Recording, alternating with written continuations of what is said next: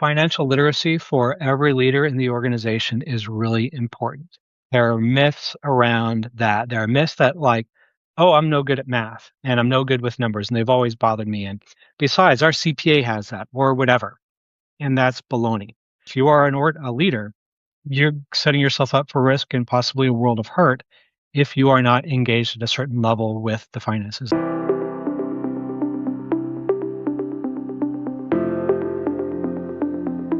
Hi, everyone. This is Joshua Hoffman and Alex Gerashenko, and today I have Sean Hale, the founder of Nonprofit CFOs, a team of financial experts that empowers nonprofits to achieve financial resilience and operational excellence. Welcome, Sean. Hey, Josh, it's great to be here with you and Alec. Thank you. Thanks Thank for joining you. us. Yes, thanks for joining. And so I want to kind of open up, I guess, where at least where I think it all started for you.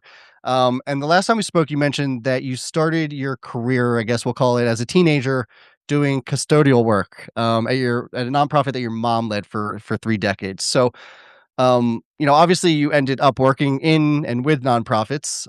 So, what did you learn, I guess, growing up with a parent in the space?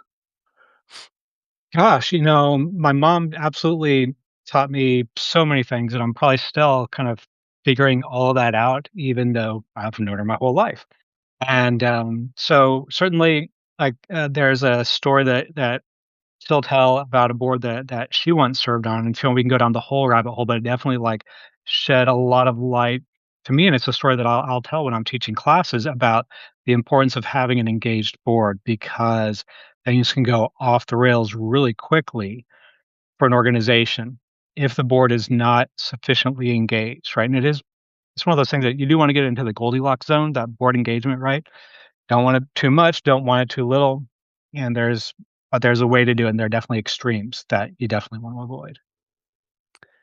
Can you share that story? I know we talked about it last Yeah, time, and I thought it was definitely yeah, valuable to share. yeah. So my mom ran a fairly high profile daycare in the little town that I grew up in, and nonprofit daycare. And also, my youngest sister Molly has Downs, and so there was another nonprofit in town that serves adults with intellectual disabilities.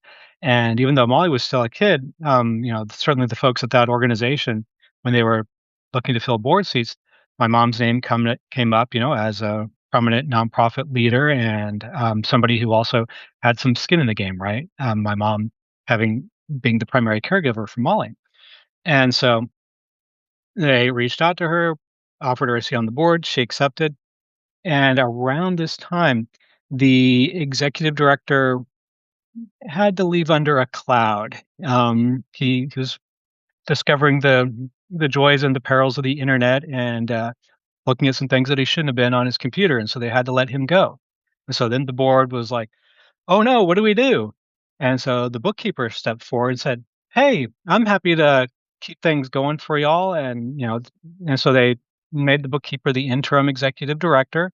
And, that's not always it's not always a great choice, but it's not always a bad choice either, at least to have somebody keeping the ship going for a little bit. But the part one area where that board went wrong is they went ahead and made that bookkeeper, they ultimately made her the full executive director. And then things started happening that caught my mom's notice, right? And again, like she was able to compare herself and the way she ran her nonprofit to the way this woman was doing things. And so financial reports were coming late or they were incomplete. When my mom would ask questions about the financial reports or ask questions like, well, why are the financial reports 3 months delayed? The answers she would get were really just defensiveness as opposed to, like there every once in a while, there can be a good reason for that, but that should not, that should be a rare occurrence that your financial reports are late. It should not be a chronic condition. But she was never able to get a satisfactory answer and was always getting these kind of not very satisfactory or acceptable answers on an ongoing basis. And so as time went on, my mom, y'all should know, she's not the kind of person to rock a boat. In fact, she's like, if you get 100 people in the room and you put them on a line on who's most likely to rock the boat and who's least likely, my mom's like at that far end of the room. She might be the very last person in the room to rock a boat. But her own sense of integrity wouldn't allow her to just not do anything, and so she started raising her concerns with her fellow board members and like, "Hey, this isn't right. I work with the board. I have to do all this stuff, and I managed to get the financial reports turned in time." And also, the executive director was doing things like hiring her dad for a leadership position in the organization, and without like even a normal hiring process. And my mom raised questions about that too, like, this isn't normal hiring practices. This and the other folks on the board were consistently telling her, "Oh, don't you worry your little head about this, honey. We got this taken care of, right?" And they didn't want to do anything. And so, my mom got more and more uncomfortable, and ultimately she resigned. Um, yeah, because she just found the whole situation unacceptable from an ethical point of view, from a due diligence point of view, and just knowing what a good board member does. And one thing that she did is when she resigned, she made sure that everybody on the board got a copy of that letter and that it went into the minutes. And she was very intentional about this. And it's a good thing too, because not too much longer later, some things came to light. The executive director was away, and somebody else opened the mail. They saw this letter in there from the IRS with big red letters saying, "Well, you need to pay us the money you owe us," right? And oh boy, so of course the dutiful employee opened it up and like, oh my gosh, there are like hundreds of thousands of dollars that are due to the IRS for back payroll taxes. This is not a good thing. And so come to find out that not only was this executive director kind of not doing the job in terms of getting the financial reports, and not only were they hiring family members like their dad to do important jobs without even having a regular hiring process, but they had also been stealing from the organization, like hundreds of thousands of dollars. And the tricky thing here in these situations, every nonprofit should have directors and officers and insurance, right? That's what helps to cover the board of directors, because the board of directors, they are legally on the line when bad stuff happens, right? Like legally, your personal assets are on the line or if there are like big mistakes. But um, if you've been doing your due diligence, your insurance should kick into place, other protections should kick into place. But the court found, what, this board was asleep at the wheel, and so we're going to not allow full, restitution like we normally would. This is, and so the court definitely like pointed the finger at the board of directors. And so thank goodness my mom got out of time. And so Mhm. that taught me a lot about integrity, taught me a lot about just what it looks like to have a healthy board, and that you shouldn't just treat it as, I'm going to go hang out with my friends, maybe drink a glass of wine. Now, if there's anything wrong with drinking a glass of wine in the board meeting, if that's a part of the organizational culture, I'm not against that, but it's not social hour. And it's serious. You should treat it with the same seriousness that you would as if it were your own personal business. Even though you don't, as a board member, you do not get to take home any money with you, but you should treat it with that level of seriousness, the same level of due diligence. And you definitely, yeah, like you wouldn't have somebody running your business for you and find it acceptable to not get like regular financial reports or for them to have these weird nepotistic hiring practices. Thank you for sharing that. I think it's a great lesson in general and to start this off with. And obviously, we'll talk more about your business in a second, but you're obviously in the financial space. So knowing what you know now, what would you change earlier in that process to avoid something like that, either as early as possible or even when, this story is getting down the line, can you do something then? Like if I were advising somebody in my mom's situation today, Your mom's or the nonprofit as a whole. um, I think it would be pretty much along the lines of really what my mom did. Not that she always does everything exactly the way I would do it, but in this case, you like these things have a process, right? And you start with you go up the chain of command in terms of expressing your concerns about things. Unless something's on fire, and that's a totally different story. But this wasn't. This was really important stuff. It wasn't urgent. It wasn't literally on fire. And so, she went up the chain of command. She tried to work these things. She escalated things in an appropriate and timely way. And ultimately, when you're, again, going back to the analogy of like you're kind of like the owners of the nonprofit, right? The board members, it's like you owned a business with a dozen other people, and the dozen other people kept on wanting to do stupid things with the business, time to get out of the business, right? Especially if it's creating liability for you or if it's just incompatible with who you are ethically, right? And so you get you get out of there as quickly as possible once you decide that these other board members, these other co-owners are not going to come around. And so I don't know that I would recommend anything differently. Some people might um, like file a report to the Secretary of State or whatever the agency is in their state that is in charge of corporate filings and managing nonprofits. And so they might, if it were bad enough, they might do that. My mom, in that particular case, there was tons of smoke, but there was nothing overtly. She didn't have anything legal to report. Right? She didn't. It would have been different if she had known that payroll taxes weren't being paid and that the board wasn't doing anything about that, but the board was just willfully ignorant.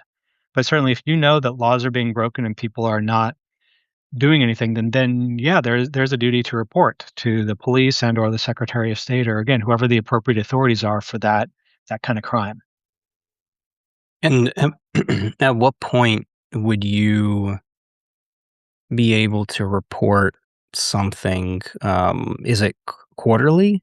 And I guess maybe the question there is stemming from um, how long did it take, if you know this information, for your mom to understand that there's something really wrong here? Was it one quarterly report missed? Was it multiple? Was it an annual filing missed? Because Yeah, it was that going on is over months for her. Yeah. over months. So maybe just like Yeah. a quarter or two, and she saw that it was not a good situation to be in and left. Yeah. Or maybe even longer. Like I don't remember the exact Okay. timeline of it. I have to check with her. But certainly, she's a patient person. She's not gonna like storm out of the room if she doesn't get satisfaction that minute. That's the total opposite of who she is. But it was the kind of thing where she kept asking and going up the chain of command and trying to get other people concerned. Like, this is not right. Let me tell you why it's not right. And so that very well could have been as long as a year or maybe even a little bit longer Yeah. that those things were building. But there wasn't anything. Again, there was lots of smoke. There wasn't. She didn't see fire until the whole world saw fire because that letter from the IRS came to light. Yeah.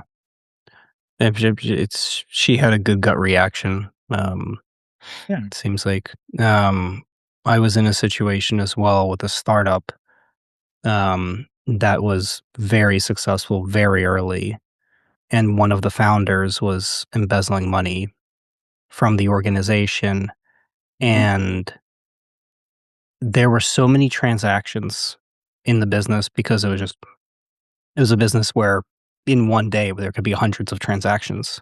It was very hard to see where things could potentially go wrong or where money was taken. Hmm. But eventually it was tracked down and we found it. But all along the way, there was this hints of like family members working in the business or being vendors of the business. And there's so many interesting, I guess, ways where you can hide the funds moving around and it, should be for some project, but it's actually not, or that project was duplicated. Um, so yeah, it's really interesting. Yeah, I'm so sorry you had that experience. I bet that Oh, it makes you was a lot a more sensitive now. If you were to be in whether it was with another startup or on a board, I bet you're going to be a lot less patient with monkey business now. yeah, it was definitely a wild ride. I learned a lot um, because we went through the whole process of getting her out of the company as well as a co-founder. Mm. I was not one of the co-founders. I was their chief technology officer. Mhm. But yeah, what a ride. I learned more in those 2 years than I did probably in the 10 years prior. You can Yeah. definitely learn a lot in a crisis situation. Not that I would ever wish that on anybody, but you can definitely learn some really important lessons that can serve you well Yeah. later. Yeah, and let's use all of that to kind of get into a little bit more about your business, Sean, nonprofit CFOs. So can you tell us just a little bit more about what you guys do and how you help nonprofits? Yeah, we work with small, mid-sized nonprofits around the country, and basically, what I saw over and over in my career, and I've been in the nonprofit world as a grown-up for more than 25 years now, and I've seen over and over that behind every successful nonprofit, you'll find a strong back office. And so it's a joy for me and the team to get to work with all sorts of cool nonprofits to help them make sure that back office function, especially the financial management part of it, is strong. And when that is strong, the rest of the organization can thrive, and vice versa. When people are worried about is their paycheck even going to come on time? Are the lights going to turn on? Why is it such a pain in the butt to get reimbursed? There are just all kinds of things that when a back office is struggling, it creates bad health for the rest of the organization, just like our own personal spine. If your spine is not healthy, right, that's going to have a lot of ripple effects in your personal life. And so we do fractional CFO services. We do a lot of interim placements, which is something that we found that there aren't a whole lot of folks out there doing that, but we do. And so, like sometimes a nonprofit will reach out to me because they just, they're going to have a vacancy for the next 6 weeks while they are looking to hire their next bookkeeper or CFO or senior accountant or what have you. And so, we have folks who are able to hop in and keep the key processes going while they're doing that search. And then we also do special projects. We'll help folks out with their negotiated indirect cost rate agreements, which is something that they do with the government. If you're taking federal grants and you want to get reimbursed for the full indirect costs, there's a little bit of extra paperwork you have to do. And it's enough of a pain in the butt that um, for a lot of organizations, it makes sense to just have somebody else come in and do it for them because we have the experience, and by them outsourcing it to us, they're not taking their back office staff who are already really close to redlining, and they're not sending them into that burnout territory. And maybe it's in one of in the answer that you just gave, but is there like a first service or something that you typically get hired for? So it's the initial thing that someone reaches out to, or is it across the board? No, we do hear from folks for all sorts of reasons. Sometimes there are also folks who have attended trainings. I do a lot of trainings for folks, especially around financial literacy for nonprofit leaders. Um, but yeah, it'll be sometimes it is an interim placement. A number of people do reach out to us because something's on fire, and we are one of the few outfits that I know of that are in a position where we can say, yes, we're happy to help you work on the fire. Whereas if they were to reach out to like your standard CPA firm, that standard CPA firm usually has all of their people already working more than full time. And so they don't have people who are able to jump in and take it 10 or 20 hours a week and help to keep things going on an interim basis. But because my team is made up of folks who are a lot of them are semi-retired or otherwise out of the full-time workforce, they're able to ramp up and ramp down and do some of those interim placements that are just hard for other outfits to help with. Mm. In the work that you've done over the 25 plus years that you've been working with nonprofits on the financial side, what are some of the most challenging situations, not by like specific situations, but kind of in general terms on the financial side? What are nonprofits dealing with the most that are the most challenging to navigate? Well, Especially there are about it may be in this environment. yeah. Oh gosh, there are 100 ways we could take that question. So I'll take a stab at it, and if you want to redirect, cool. Certainly, one challenge that I see over and over again is when organizations have bought into the overhead myth. And the overhead myth is a zombie idea that the less an organization spends on administration, the more impactful it must be, and vice versa. And nothing could be further from the truth. And in actuality, the more you cut your back office expenses, the more likely that organization is going to have really poor health overall and to have low impact.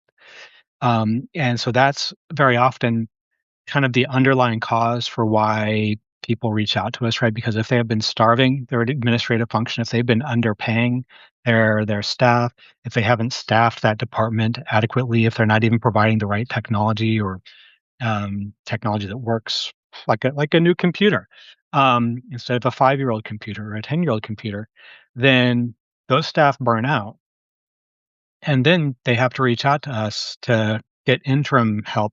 But also, very often in those circumstances, that poor, overworked staff person never got around to documenting their work and how the basic processes go. Like, this is how we run payroll here. This is how we cut checks. This is how we handle our grant reports, whatever it is. And it's really expensive to have somebody else come in and try to recreate that from scratch, right? Because we're just at that point, we have to follow the breadcrumbs and figure out, all right, how is this person doing what they were doing and why were they doing it this way? Because it can be really dangerous to go into an organization just, well, we're gonna do it our way.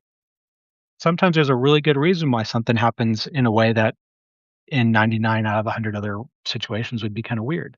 And so we Mhm. don't just go in and say it's our way or the highway so much as we have to go in and make sure we're not going to make things work before we change anything. We have to go and like, well, why were they doing it this weird way?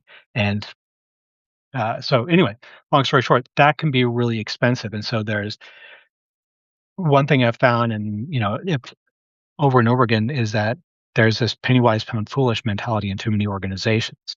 And so the more nonprofits that learn that, sometimes you have to spend money to save money is such a valuable lesson that I wish more would come around on. That sometimes, yes, it might feel extravagant and crazy to go and spend $700 to get a new laptop for any of your staff who feel like they need a new computer. But you know what? That investment is probably going to pay for itself pretty quickly in terms of higher productivity and also improved morale, because you're sending a message to that person that their work is important to you, that you value them being able to perform at the top of their game. Whereas them working on junky old computers sends a message to them about how important their work is and how important it is to really get the job done and get it done well and get it done in a timely way. Mm, that's great. That message resonates really well with me as well. Um, Actually, this morning, we had a conversation, email thread that went out.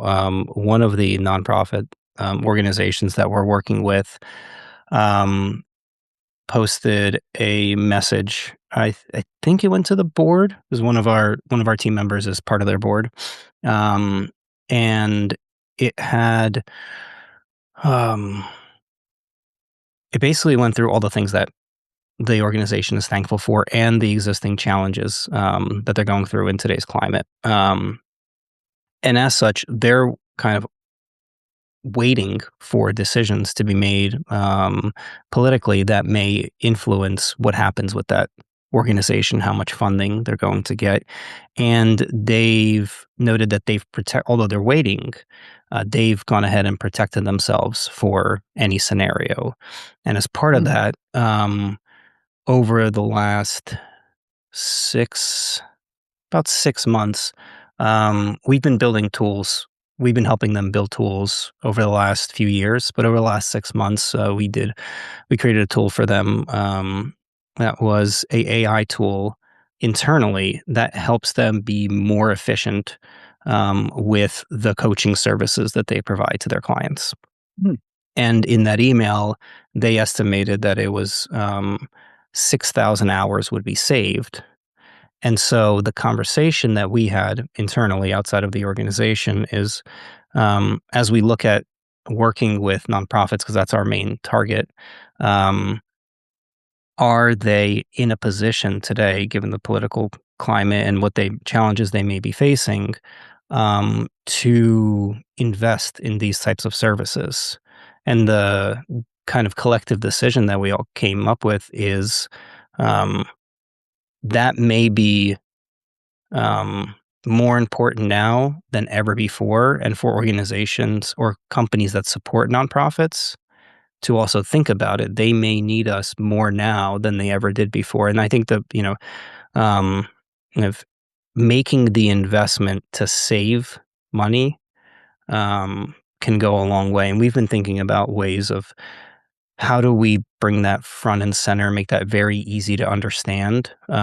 So just something that we're brainstorming. And as you brought it up, it kind of sparked this conversation that we had this morning. Yeah. Can I share a nugget with you then? Absolutely. There's a really good article that got published in Harvard Business Review around 2009 after the last recession. And so some really smart folks over there, they looked at kind of what organizations came out of the last recession strong and which ones didn't. And the ones that they saw really struggled after recession, if they didn't just close up shop altogether, the ones that were struggling were the ones that did massive belt tightening, that did the big cuts. Because, oh, it's a difficult economic situation. So we're doing these across the board cuts. We're all going to tighten our belts. The organizations that they saw come out of the recession the strongest were the ones that took a different approach, that instead they made some strategic cuts, right? And so just surgically kind of looking at what's going to be most mission oriented, what's going to be what's giving us the best ROI. We're going to protect the things that are most mission oriented, most ROI, but we're going to strategically cut some of these other areas. But they combine that, and this is really important. They combine that with investments in technology and other things, because for all the reasons that we've just talked about, Alex, right? That you have to keep on getting the new computers and other things that are going to let you get the work done efficiently. There are no points for martyring yourself in this, and it doesn't improve the mission or the impact by martyring yourself. Instead, you do need to make some strategic investments, like that computer or the software that's going to let you save 6,000 hours. Oh my gosh! I hope y'all have done at least some back of the napkin kind of calculations on for that, right? That they invested X, they've already gotten 6,000 hours back. And so they're getting what, $5, $10 off of every dollar that they invested in that technology, Hmm. right? Yeah. And go ahead, Josh. No, I was just gonna pull something that you mentioned last time on this topic, and I think you called it like an overhead myth. Yeah. Do you remember kinda talking about that, and can you kinda talk a little bit more about that? Sure. Yeah. So there's a really great video on this. It was Dan Pallotta who really helped to get this onto everybody's radar about 12, 13 years ago now. And so if you put Dan Pallotta into YouTube, it's a TED Talk that he gave, and it's probably the most popular nonprofit TED Talk. And the basic idea is that we have inherited basically from the Pilgrims. They were these crazy Calvinists that would like burn you at the stake if they caught you laughing and things like that. They were really serious and unhappy people. And we've carried forward with us, even 400 years later, some of their values and ideas. And one of them is that, well, money is evil. And so people have this really weird relationship with money. They have we have a lot of weird ideas in the nonprofit sector about martyring ourselves. And so it's ingrained in a lot of the cultures. It's also the funders very often will punish organizations. I hear about funders who punish organizations because they have too much money in savings, and we only want you to come to us if you are like on the verge of bankruptcy. Or I had this with a client. They had one of their funders. They were having a hard time retaining their entry level staff because the entry level staff could go to Bucky's, basically big gas station that we have here. Well, it's nationwide now, right? So literally, they had staff going to Bucky's because they could get better pay and benefits than they could working for this nonprofit. So they go to the funder and they say, "Hey, this is going on. We can't even retain people. We're not asking you for more money. We're just asking you for permission to take the money that you're giving us already, and we would like to pay these people better, so we can actually have better retention because we're never going to fill the 10, 15 slots you're paying for. We'd much rather have 8 people and know we're going to have strong retention." The funder said, "Nope." And so, because that funder had bought into the overhead myth that, "Oh, no, we couldn't possibly imagine a world where your frontline staff who are doing the work of the organization are, like, making more than 13 bucks an hour. Really? You don't want them to succeed? You have this weird hang up about people getting paid as much as they could make working at a gas station in an entry-level job?" And so that kind of thing is holding the sector back, when instead we should be worried about impact. Funders should be worried about how their money gets spent, but it should be about impact. And if you're a funder and if you're worried about hunger, great. take the 10 organizations that you're possibly funding and look at, all right, well, what does it cost each of them to serve a meal, right? And do all those meals meet our nutritional standards? Great. And then, great, now we have something to talk about, right? And something that people can shoot for. And whoever can deliver the most nutritional meals according to our criteria at the best price or whatever, cool, but not don't do it. Don't bake into that you also have to pay your staff poorly. Let's just focus on getting the job done.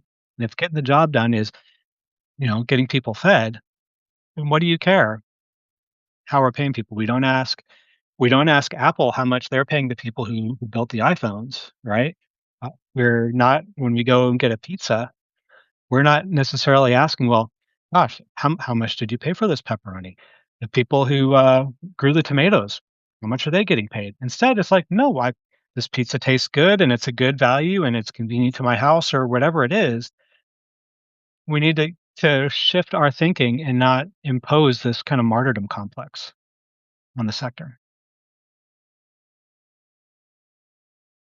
Does that answer your question, It Josh? it does. Usually when Alex looks up and left or up and right, he usually has a question baking. So I was I was giving him a second. I didn't Okay. know if there was a follow-up question there. Alex, did you have one? I mean, I'm not Yeah, about pizza now. not specifically on that. I mean, yeah, I mean, that makes a lot of sense, and that definitely resonates with me. Yeah.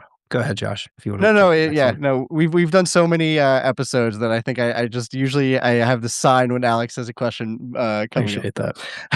I guess I want to know now, tying all of what you just said to how you work with clients. And I know you've shared a lot of the ways that you've helped with clients, and maybe you've kind of shared this as well. But when you go into an organization and you have a client, is there a process to kind of uncover issues and the top issues and then prioritize them? Yeah, like how do you identify in that? How do you identify that, and what's the process there? Yeah.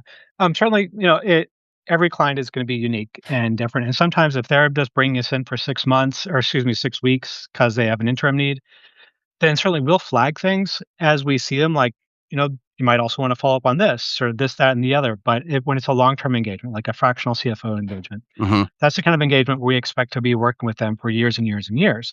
And absolutely, I was just yesterday orienting a new fractional CFO who's just joined the team, and so we have a bunch of checklists to help identify some of those things. But also, the folks that we have leading those already come with a lot of experience in that, and so they're absolutely going to be looking out for that organization's best health, just as if they were the full time CFO, right? And so if they see that something's not quite right, at minimum, they're gonna raise it with the executive director, right? Like, "I'm concerned that you have a lot of turnover, and I see that you're paying well under market rates. Should we have a conversation about that?" Or, "I'm concerned that we have kind of all of saying, I looked at inventory and the computers that you're using are all like 5 and 6 years old.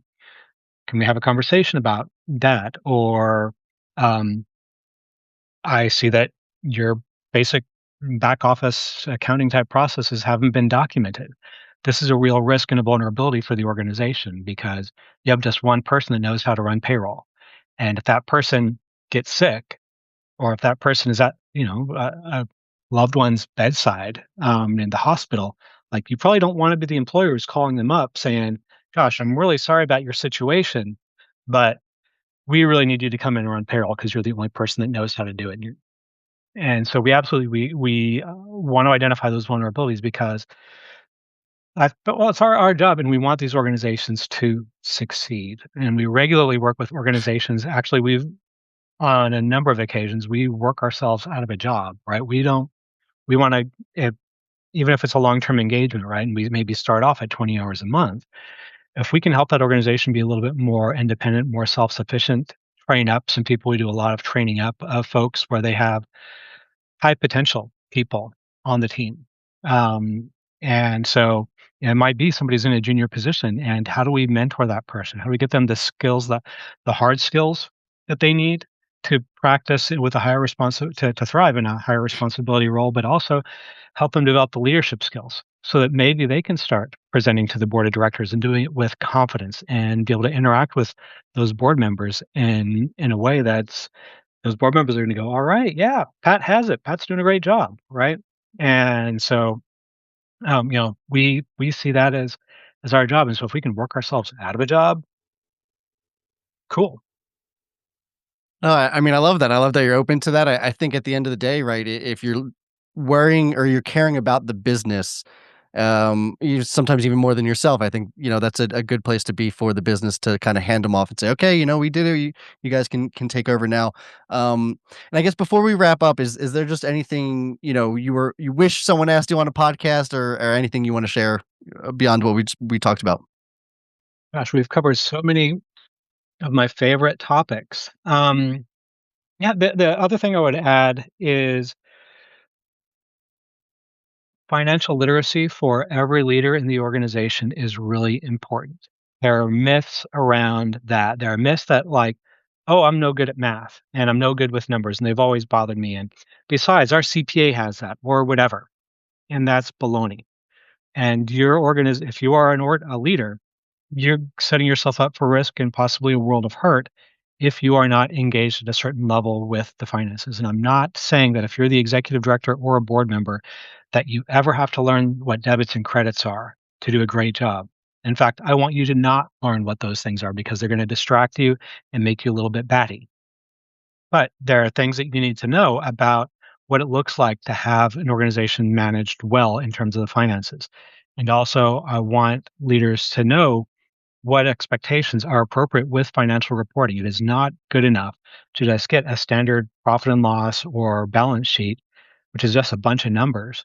And like, all right, well, we got that and cool, I guess things are okay. Like, no, you need to understand the organization's financial health. And part of the obligation of the people that are in charge of doing that work for you is to be delivering that information to you in a way that is accessible to everybody. And when we take into account that 93% of American adults have math anxiety, that means that we cannot just put standard financial reports in front of them. We have to translate that verbally into stuff like, hey, board of directors, here are the three most important things I want you to know about our financial health this month, right? Hmm. That in terms of our cash on hand, I'm a little bit worried this is what we're trying to do about it in terms of people paying us their bills on time because we're running a medical clinic and we bill a lot of our patients at a cut rate, but we still bill them. Like that's fallen behind a little bit. We're keeping an eye on that because if we don't have good collections, we run out of cash, right? Whatever those things are, that needs to get explained to the board and to leadership in plain English and explained in a way that a fifth grade math teacher would explain it to you, right? Which is not that our leaders are fifth graders, right? Although I guess it could be, but they're typically not fifth graders. But we need to explain to them in plain English so that they can really do their job and so they can make good governance choices. And maybe say, gosh, with this cash that keeps on seeming to be an issue. We need to have a deeper conversation about that, or whatever it is. And it's delivering those reports um, verbally in a way that people understand, but also translating all those numbers into graphs and charts and graphics that are easy for people to access and understand and quickly look at them and get insights. Because you have a dozen people on your board or however many people it is, we don't want them tuned out during that. And we don't want the executive director tuned out on that. We want them also participating in that. And they're going to see things that the people who have been trained in finance and accounting aren't going to pick up on. And so we want those insights. There was a board I was once working with, a nonprofit I was once working with, and because we didn't have that in place, I think the board missed a really important detail. And because they didn't see just how critical the money from the annual gala was to the organization's financial health, they made some risky decisions with that gala. They planned it at this beautiful venue, really hot, exciting venue, but it was outdoors. And on the day that we had the event, on the day that we were like flying in talent from overseas, spending a lot of money to put on a really great party, we had historic rain and flooding here. And so we lost all kinds of money that we'd invested to put the event together. but then we weren't able to get the revenue, and so we that created a world of hurt for the organization financially, and that took us from having what was going to be a pretty good year to like we need to make some really serious cuts now. And if we had more people thinking about that and having their eyes on that, there could have been conversations like, should we get event insurance? Or should we maybe not have this at an outdoor venue? Maybe we should do this at an indoor venue just to be on the safe side. Yeah, I think that's a great place to end. I think it doesn't matter what department you're in or what industry you're in. I think the easiest way to get something done and to argue your stance, whether you're marketing, whether you're sale, whatever it is to speak the language of finance at a certain level.